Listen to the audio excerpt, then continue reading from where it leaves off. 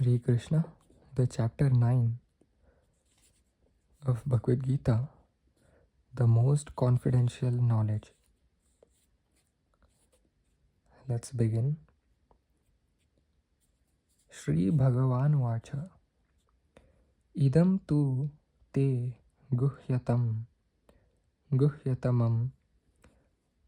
pravakshamya anu suyave Gnanam vignana sahitam yagnatva mokshase shubhat.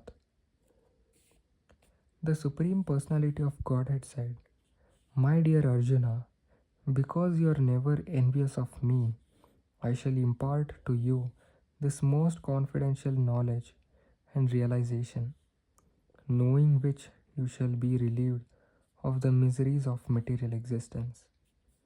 Purport. As a devotee hears more and more about the Supreme Lord, he becomes enlightened. This hearing process is recommended in the Srimad Bhagavatam. The messages of the Supreme Personality of Godhead are full of potencies, and these potencies can be realized if topics regarding the Supreme Godhead are discussed amongst devotees. This cannot be achieved by the association of mental speculators or academic scholars, for it is realized knowledge. The devotees are constantly engaged in the Supreme Lord's service. The Lord understands the mentality and sincerity of a particular living entity who is engaged in Krishna consciousness and gives him the intelligence to understand the signs of Krishna in the association of devotees. Discussion of Krishna is very potent, and if a fortunate person has such association and tries to assimilate the knowledge, then he will surely make advancement toward spiritual realization. Lord Krishna, in order to encourage Arjuna to higher and higher elevation in his potent service, describes in this 9th chapter matters more confidential than any he has already disclosed. The very beginning of Bhagavad Gita, the first chapter, is more or less an introduction to the rest of the book, and in the second and third chapters, the spiritual knowledge described is called confidential. Topics discussed in the 7th and 8th chapters are specifically related to devotional service, and because they bring enlightenment in Krishna consciousness, they are called more confidential. But the matters which are described in the 9th chapter deal with unalloyed pure devotion. Therefore, this is called the most confidential. One who is situated in the most confidential knowledge of Krishna is naturally transcendental. He therefore has no material pangs, although he is in the material world. In the Bhakti Rasamrita Sindhu, it is said that although one who has a sincere desire to render loving service to the Supreme Lord is situated in the conditional state of material existence, he is to be considered liberated. Similarly, we shall find in the Bhagavad Gita, 10th chapter, that anyone who is engaged in that way is a liberated person. Now, this first verse has specific significance.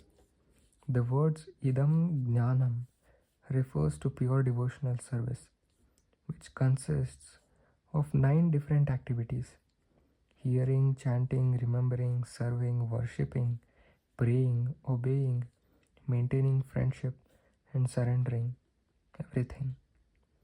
By the practice of these 9 elements of devotional service, one is elevated to spiritual consciousness, Krishna consciousness. When one's heart is thus cleared of material contamination, one can understand the signs of Krishna. Simply to understand that a living entity is not material is not sufficient. That may be the beginning of spiritual realization, but one should recognize the difference between activities of the body and the spiritual activities of one who understands that he is not the body.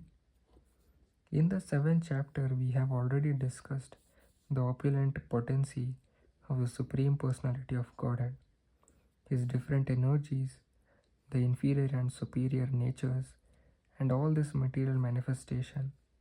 Now, in chapter 9, the glories of the Lord will be delineated. The Sanskrit word anasuyeva in this verse is also very significant. Generally, the commentators, even if they are highly scholarly, are all envious of Krishna, the Supreme Personality of Godhead. Even the most erudite scholars write on Bhagavad Gita very inaccurately because they are envious of Krishna. Their commentaries are useless. The commentaries given by devotees of the Lord are bona fide. No one can explain Bhagavad Gita or give perfect knowledge of Krishna if he is envious. One who criticizes the character of Krishna without knowing him is a fool. So such commentaries should be very carefully avoided. For one who understands that Krishna is the Supreme Personality of Godhead, the pure and transcendental personality, these chapters will be very beneficial. Hare Krishna.